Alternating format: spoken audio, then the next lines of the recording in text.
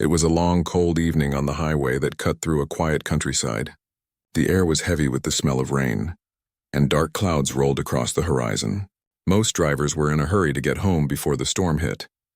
Their headlights flashed by in streaks of white and red, but one small blue sedan slowed down as it passed a man sitting beside a broken motorcycle.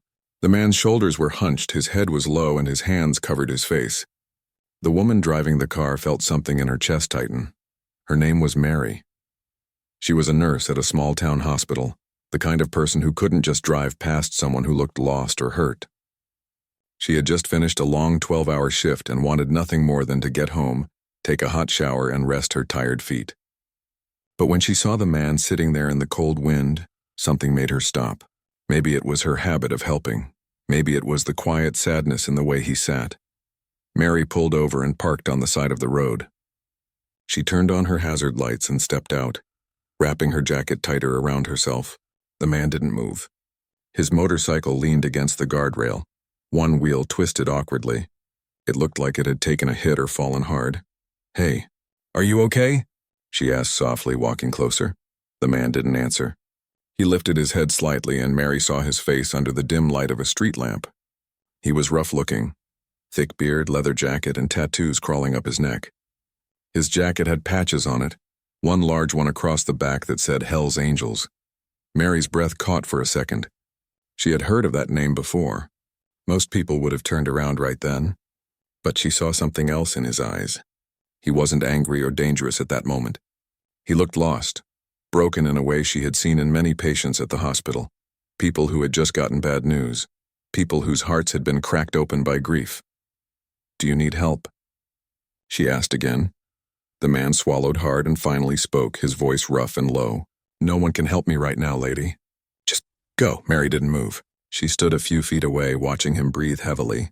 "It's getting cold," she said. "You'll freeze out here. Do you need a ride somewhere?" He shook his head. "My bike's dead. So am I inside." His voice cracked on the last word, and he rubbed his face roughly, trying to hide the tears. Mary crouched beside him. "What happened?" she asked gently. He hesitated, then sighed deeply. "My brother," he said. "He died this morning. A truck hit him on the highway.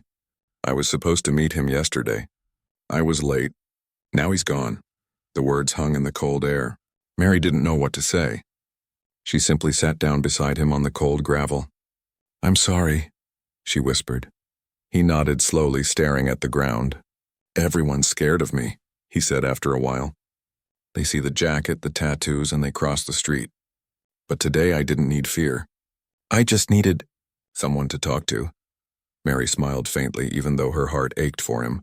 "Then I guess you're lucky I stopped." He let out a small laugh that sounded more like a sigh. "Yeah, maybe." They sat there for a few quiet minutes, listening to the wind push through the trees. The sound of distant thunder rolled in the background. Mary noticed the man shivering. Without thinking, she walked back to her car and opened the trunk. She pulled out a hospital blanket she kept for emergencies. When she came back, he tried to wave her off. "You don't need to do that," he said. "I know," she replied. "But I want to." She placed the blanket over his shoulders. For a moment, he didn't move. Then he nodded slowly, his eyes shining in the faint light. "Thank you," he said quietly. "You don't even know who I am." "I don't need to," she replied. "I can see you're hurting." "That's enough." He turned away, staring at the empty road ahead. "Name's Jack," he muttered. "Mary," she said, offering her hand. He looked at it surprised, then shook it gently. His hand was rough, calloused, but his grip was careful, almost gentle. The rain started falling in thin sheets. Mary called a tow truck, even though he told her not to bother. "You're not sleeping out here," she said. "Not tonight."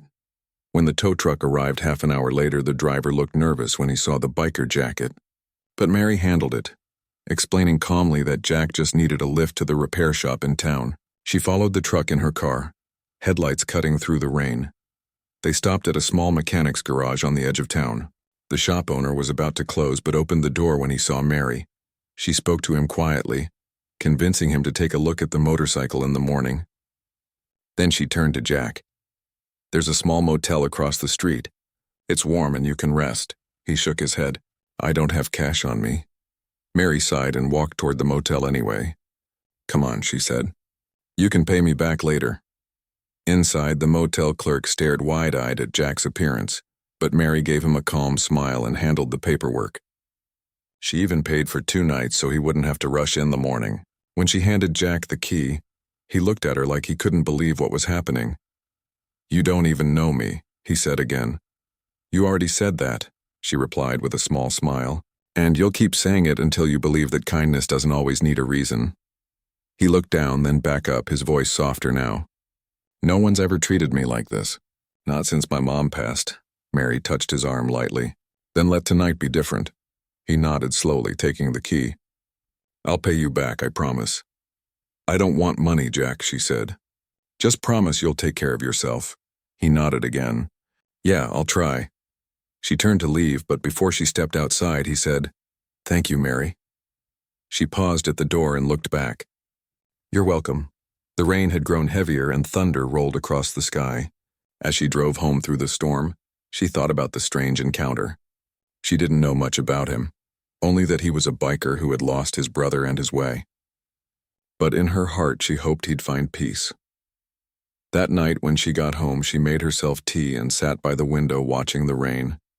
She couldn't stop thinking about the look in his eyes, the mix of pain, pride, and confusion when someone offered him kindness instead of fear. She didn't know that while she was sitting there, Jack was in the motel room staring at the ceiling, unable to sleep. Her kindness had cracked something open inside him, something he had buried under years of anger and loneliness. He took out his phone and looked at an old picture of his brother, 2 young men laughing beside a shining motorcycle. Jack's eyes filled with tears again, but this time they weren't only from grief. He whispered softly, "Maybe there are still good people left." He folded the blanket she had given him and placed it carefully on the chair. The next morning, before he left, he wrote a small note and left it at the motel counter for her in case she came by. It said, "You stopped when no one else did." I won't forget that. Mary never found that note. But fate had other plans. She thought she'd never see him again, yet their paths were about to cross once more, in a way she could never have imagined. The next morning, Mary woke up to the faint sound of rain against her window. The storm from last night had softened into a drizzle, and everything outside looked washed and quiet. She made her coffee and tried to shake off the strange feeling that lingered from helping that biker, Jack. It had been a small act of kindness, but it stayed with her more deeply than she expected. She wondered if he was okay, if his bike got fixed, and if he made it home. Days passed. Life returned to its normal rhythm. Mary worked long shifts, treated patients, and went home tired but content. The memory of that night began to fade, tucked somewhere between other small acts of goodness she had done as a nurse. She didn't think she'd ever see him again. A week later, it was a bright, warm morning at the hospital. Mary was busy helping an elderly woman to her room when a deep rumble echoed from outside. At first, she thought it was thunder again, but the sky was clear blue. The sound grew louder, like a wave rolling closer. Then it came, the unmistakable roar of motorcycle engines. Dozens of them. Everyone inside stopped what they were doing. Nurses looked at each other in confusion. Patients near the windows turned to see what was going on. The ground itself seemed to shake. The front doors slid open and the scent of gasoline and leather filled the air. A line of bikers rode into the parking lot, their jackets shining with red and white patches. Hell's Angels. Mary's heart jumped. For a moment she froze. The other staff began whispering nervously, some even backing away from the windows.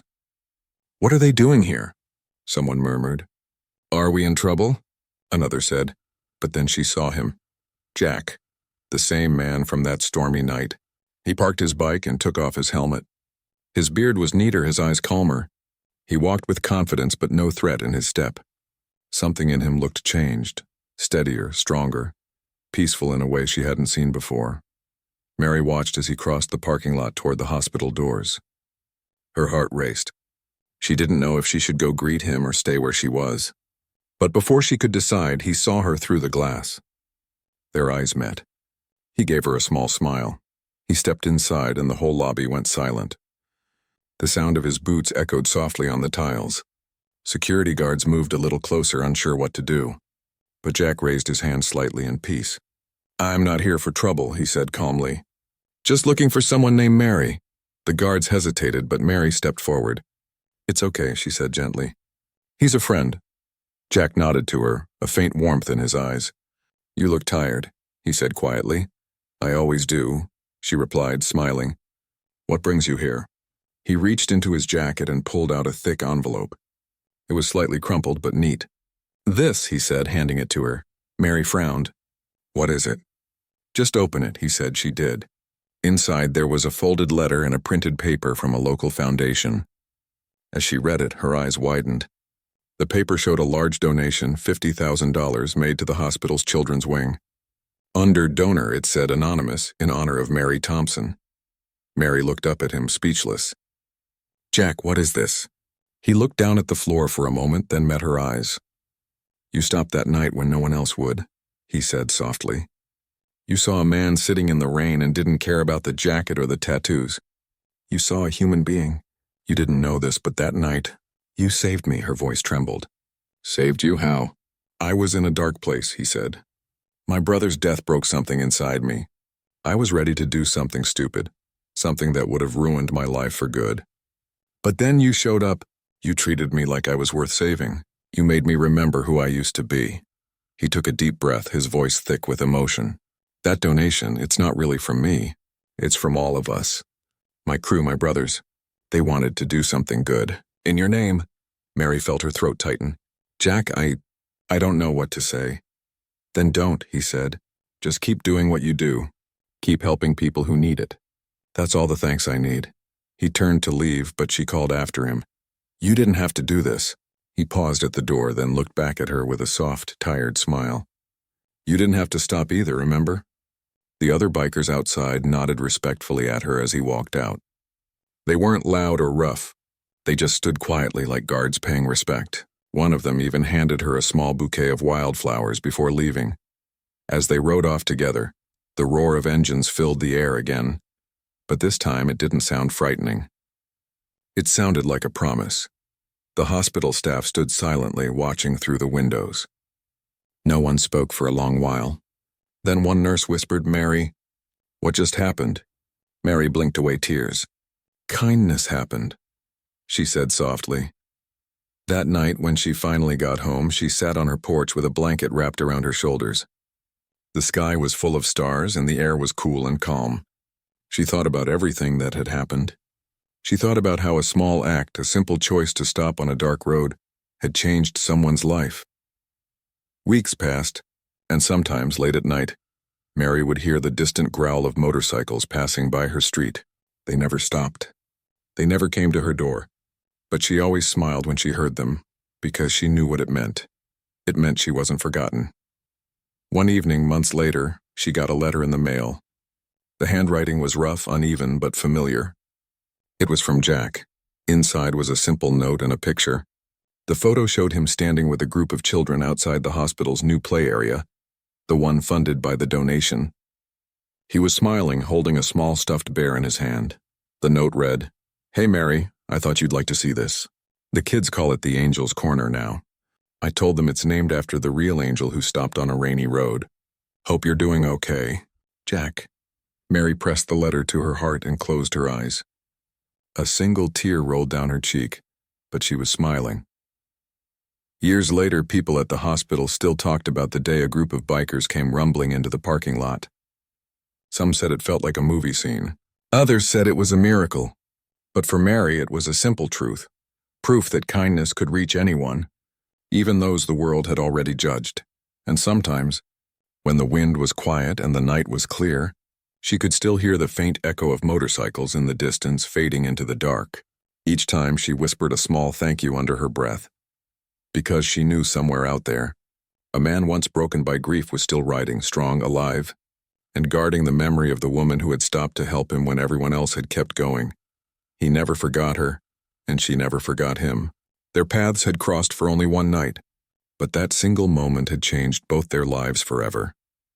The road that had once been cold and lonely now carried a story, one about loss, kindness, and the strange way life brings people together when they need it most. And though Mary never saw Jack again, she didn't need to.